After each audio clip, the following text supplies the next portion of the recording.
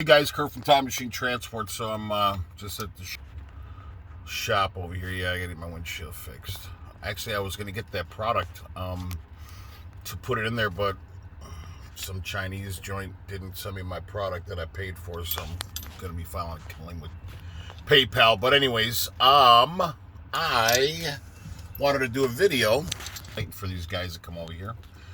I think I have. I'm hoping it's a hose. That's why I'm sucking air in my fuel. I hope it's not an injector. But anyways, so while I was sitting here, I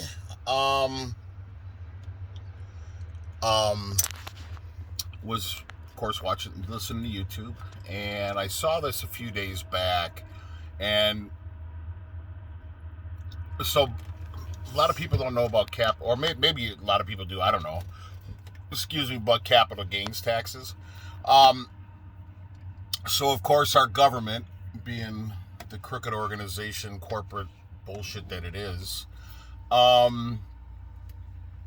they know that, when you buy a house or whatever, or, a piece of property, you have to pay your state tax, or your municipal taxes, your state taxes, whatever, in your water and your sewer, whatever, stuff like that. Okay. So the feds figure, oh, well, we need to get a piece of that pie as well, because they need a piece of pie of everything they need a piece of our pie, right? Regardless. So they create capital gains tax. So capital gain tax, depending on your income, can range from 0 to 20% on your capital gains. So if you sell your house or whatever the case is, right? Stocks, I think it probably applies for 401k. I know there's penalties on that, whatever. But it's capital gains. It's, oh, well, you already pay us all that money, for all them years. But we're gonna dip into your little nest egg as well. Yeah, go figure. I guess if we don't like it, we can move, right? But it sticks in the throat, and that in itself, 0 to 20% sticks in your throat until you see this, what I'm about to show you, that the lovely president of the United States, not my president, I didn't vote for him, just like they said about Trump, but he wants to hike the capital gains up to 56%. So yeah, he wants to pass that bill. Oh, it doesn't matter if you make less than $1 million. Yeah, my ass. Well, we have cryptocurrency and stuff like that, so the crypto market is tanking right now.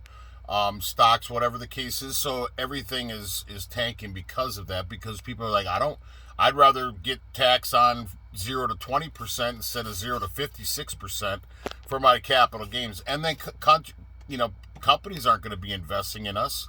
So it's like somebody is initially like just wanting to take down the United States. And there's another video, so I'll show you the one on the Biden tax announcement, sends stocks tumbling, because I was like, why is the crypto tanking so bad? Anyways, here it is. So this is pretty absurd. Just point blank, ridiculous and absurd. And they'll probably pass it. So, and then after watching this video, there's a World War II video about Germany after World War I, and it's like, is history repeating itself? So let's watch this one first. Yeah, so this is devastating, and let's just call a spade. This serves no purpose other than to increase government control. What this will mean to everyday Americans is that your capital gains will now be the same rate as your ordinary income. All right, for pass-through business owners who are simply trying to buy stocks that find themselves in a higher income tax bracket, will now be paying, in some cases, double what they have been on capital gains. This will destroy the incentive to invest in the U.S. and in states like San Francisco, states like California, cities like New York City. You'll be paying upwards of 55%, close to 60% in capital gains. I think who this really, really will hurt is those small business owners that are going to sell their business for a one-time payment of $2 million or $3 million, something that they've worked on for 30 or 40 years, hoping to take that money and retire on it with something that they built, that they paid taxes on all along. Now the government just wants double what they wanted before just because Joe Biden wants to spend money on some liberal nonsense. Well, Trish, when I hear small businesses, I mean, these people have been through a lot this year during the pandemic, during the restrictions in place. How is this proposal going to impact their bottom line? Yeah, it's going to be a disaster. I mean, to me, this is just a non-starter. I have not seen anything, even historically speaking. I think you got to go all the way back to the American Revolution and the 13 colonies with the British tyranny and their taxation. This is unacceptable. It is moronic policy that will devastate the U.S. economy. I hope to goodness that we don't actually see the light of day, because hopefully there are some adults in Washington, D.C. Joe Manchin, we're counting on him to be one of the adults in the room. It would be disastrous for small business owners. Joe Biden wants to say, oh, don't worry about it. It doesn't matter unless you make more than $1 million. Well, here's the problem with that, Emma. You know what? If people making more than $1 million say, I don't really want to be invested in U.S. equities in the stock market right now because I'm going to get hit and saddled with massive taxes, the same as income. By the way, think about the risk investors are taking by putting money into companies. You want them to do that because you want the U.S. economy and U.S. companies to get built up. But if they say, I'm not really going to do that, well, guess what? They pull their money out. And that means teachers and firefighters and police officers get hit because they have their money in funds for their retirement. And so this is just disaster all across the board. It's utter stupidity. You can tell I'm worked up. I know. I don't like taxes to begin with, but this is like beyond plain old taxes. This is unfair. It's not right. Frankly, this kind of stuff should just be ruled out, to me, as unconstitutional. Wow. I can tell the frustration there. And Mike, add that on top of the plan to hike taxes again on these Americans bringing in more than $400,000. Now, there was some follow up there. We don't know exactly if it's 400,000 or if it was 200,000. Might have had a little audio issue there. But Trish, if you're still with us, this new development here, perhaps people didn't know exactly what he meant when he was running. Again, only going to raise taxes on 400,000. Now we've got some clarity here, might be less than that. Where was this clarification along the campaign trail? Is this part of the media not asking the right questions? Oh, you're so right. You know what? I was so frustrated. I remember him sitting down with George Stephanopoulos after he won, right? This is just a couple months ago. And George Stephanopoulos from ABC News didn't have the logical follow-ups. Joe Biden sat there and promised, you know what? It's not going to go up unless you personally make more than $400,000. He didn't talk about families, for example, if your entire family has more than $400,000. I don't think Joe Biden understands his own tax plan. And this is really disturbing to me because it's not really in sync with who he historically over the last 3 decades has been in politics. More than that, perhaps, since I was a little kid. So I don't know if he entirely understands it. I think a lot of people around him hate. There you go. So that's pretty crazy. I won't bore you guys with the rest of that, but you guys should go on Newsmax and take a look at it if you want to watch the rest of it. But it's pretty insane. I had a conversation with my brother-in-law, Tim, when Sarah and I were down in Arizona last September. This was before the whole Trump thing. And I did a video, Trump wouldn't get reelected or whatever. And I was hoping I was wrong. I texted a bunch of people and said, I don't think he's going to be reelected. It's not in their plan.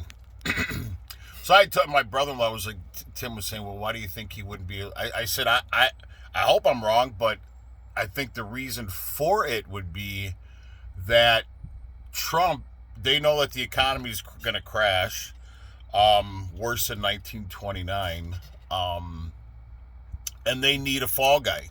And Trump, he's not the fall guy. Trump was like, I'm not going to be the fall guy on that. So I truly believe that Biden's going to be the fall guy when the U.S. crash, when the market tanks and the U.S. goes bankrupt. That's my personal opinion, and it was my opinion before the election. So it just wasn't part of the plan, I guess. But anyways, so now with that said, that in itself is pretty crazy, especially like I said, if they're really looking to take down the U.S. and they already know that this is all going to come to a sudden halt. Is that why it's being done anyways? So I'm going to go to this other video, and this is where I mean is history repeating itself, because all right, why is it not? There we go. Because Germany that would scatter any meaningful attempt at gay rights. Hold on 1 second. All right. So this is where I was watching. This was Germany after World War I, when a lot of countries had sanctions on them, and they were supposed to pay retribution or reparations or whatever to these countries for invading them or whatever the case is. And this was like 1918 or something like that, and so it's pretty interesting, because the things that they mention in this video, and it's pretty long. It's about homosexuals or whatever in Germany before World War II, before Hitler came in to power. It's actually pretty good. It's called The Pink Triangles. It's a story documentary. It's pretty good, actually. I mean, I didn't know, but they say that the very first gay video or homosexual movie was made in 1918. It was called The Different Ones, I think it was. So anyways, and over in a lot of countries, sodomy was punishable by law. You can go to prison for it. And over in England, they were actually up until, I don't know, probably mid 20th century maybe, or something like that. They were sodomites were basically castrated and put to hard labor in prison. So it was pretty interesting. But anyways, I know it's not important to the video, but it's a very important video to watch. And this is kind of one of the things that I wonder if history is going to repeat itself, because like I said, this was all on like gay, like lesbians and homosexuals and stuff, but they show how Germany despised gays and stuff like that. So that was, and Hitler's right-hand man, he basically wanted to wipe all the gays out. But anyways, so there were a lot of people in Germany after World War I that blamed a lot of the gay people, saying, you didn't want to fight, you couldn't fight, whatever the case was. And they were saying that they were basically a burden on society because they were in the system, and the system, the welfare or whatever, like the system was paying them. And in fact, a lot of them were self-employed and wealthy. So that's kind of crazy. But so I'm wondering, because of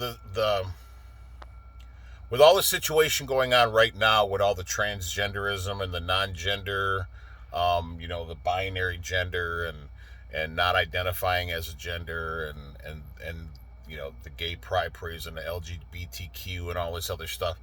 So I wonder, is history repeating itself? Because everybody, well, not everybody, but a large majority of people, and my child's a transgender, so I don't want to really get into the whole thing, but I support Ace because he is my child, but I don't really understand the whole thing, but still my child at the end of the day.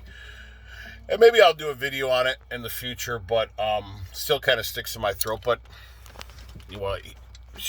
Ace was a she, Ashley, but it's his life now. He's an adult. So anyways, so being that there is a lot of animosity towards this LGBTQ stuff and the BLM movement, all this other stuff. So in this video, you'll see where I'm kind of going to is history repeating itself because of the animosity that we have towards the them trying to change this and trying to, they get all booty sore and they try to do all these movements because we don't understand them, they're all these pronouns or whatever. So anyways,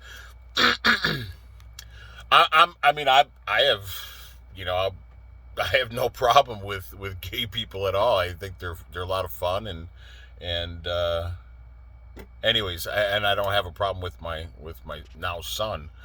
I just don't understand the whole thing. You get what I'm saying? So, anyways, so because of that, I think there's a lot of people, and then of course, the people. Oh, there's a lot of foreigners here and sleeper cells, and so a lot of that it comes up in this part 1, 2, 3, 4, and 5. But it mentions on the gay thing or whatever. But that's just because it's the video, or the documentary. But they're talking about World War I, and as I'm watching this, I'm like, it kind of reminds me of things now. So, anyways, I'll stop yapping and we can watch it. So here we go. Stormfront approaching. In the years after World War I, extreme economic crisis, widespread unemployment, unprecedented inflation, and bitter civil unrest engulfed Germany.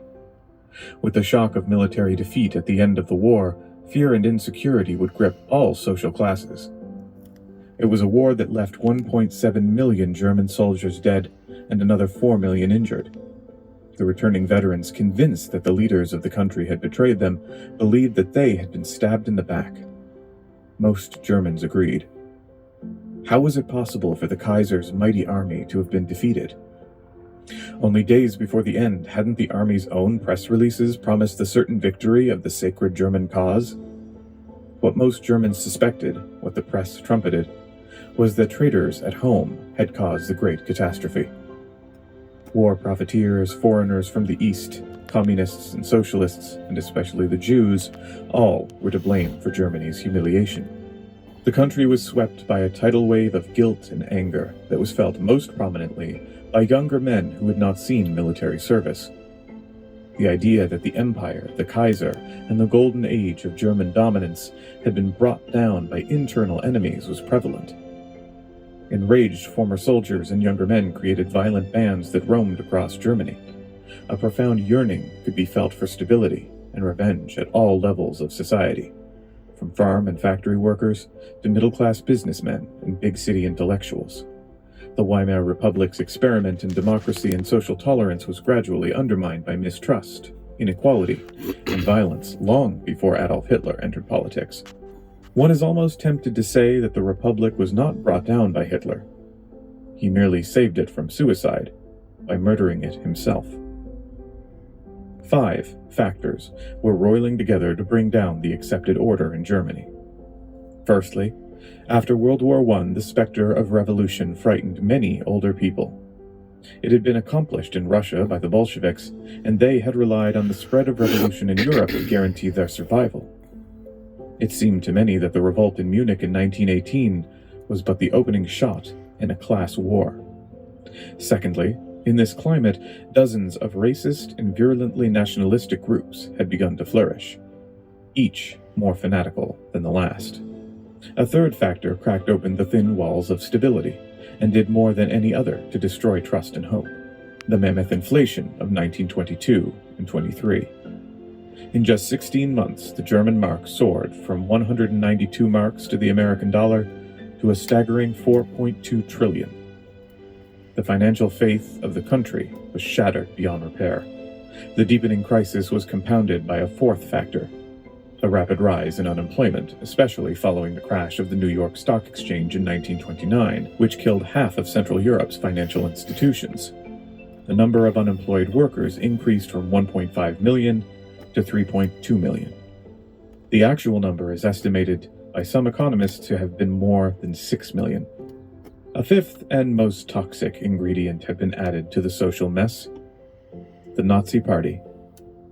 As the unemployment rate rose, Nazi membership grew. The Nazi Party not only provided food, weapons, and a magnificent uniform, but proclaimed a new purpose, a new faith, and a new prophet. Inflation and unemployment had catapulted into power a man who promised rebirth to all Aryan Germans, regardless of economic status. But that shouldn't suggest that everyone in Weimar Republic Germany was destitute. During the Republic, the homosexual subculture had thrived compared. Okay, so We don't need to get into the homosexual part. But if you guys want to watch it, I'm gonna finish watching it. I watched about half of it. It's pretty good. Like I said, I would recommend. Especially the way they murdered these people in these camps, just crazy. And here's a okay. So German, obviously the Germanic people, but why do we call them? Why do we call the bad things germs? I mean, germs. I don't know. I'm sure germs were. It was probably called germs way before Germany or I don't know. It just coincidence. I don't know. Anyways, Adolf Hitler was a horrible fucking person. But anyways, so the things that they talk about on this are the internal enemy, right? The people said how could Germany have lost? It was such a strong country, and they said especially we're so strong. How do we lose? So anyways, so internal enemies like we have here currently. All these people wanting to bring down the U.S. and all these politicians and so on and so on. I just got a text that this guy's on his way back, so hopefully these guys can get me. I'm in Wichita, Kansas. Rolled out. My truck wouldn't start again this morning. Anyways, not important to the video. So hopefully these guys can get it running correctly. So yeah, and then you have these radical organizations like they mentioned here, each more radical than the other. You have the LGBTQ, you have the BLM, you have the Proud Boys, you have the Aryan, the extremists, white, supremacists. You have the Muslims. There's so many different radical organizations. Like I said, is history repeating itself? And then you have obviously the hatred for hate's a strong word. I don't hate black people or gays or anything like that. I believe that everybody should have an opportunity to thrive and go get your American dream, So, anyways, so I seeing that, and then seeing what Biden's doing right now with this capital gains bill hiking, up towards, like they say California and New York 60%. That's insane, man. But double of your regular earned income, that's insane. So it will deter companies from buying stocks in America because it's a risk. Stocks are always a risk, but now you're going to pay double what you used to. Why would they when they can go and do it somewhere else? So again, internal enemies. But then, like they said, the stock market crash and the inflation, and the American dollar is decreasing in value because we're printing so much money, and so they're saying that the security of the American dollar, it's not where it used to be, and you got inflation, and then so you got all these radical groups. You have the inflation. You have Biden doing what he's doing right now with possible, and they say more than likely it's going to get passed. So and internal enemies, right? Do they know that this is all coming crashing down? And like I said, Biden's the fall guy, or they need a fall guy.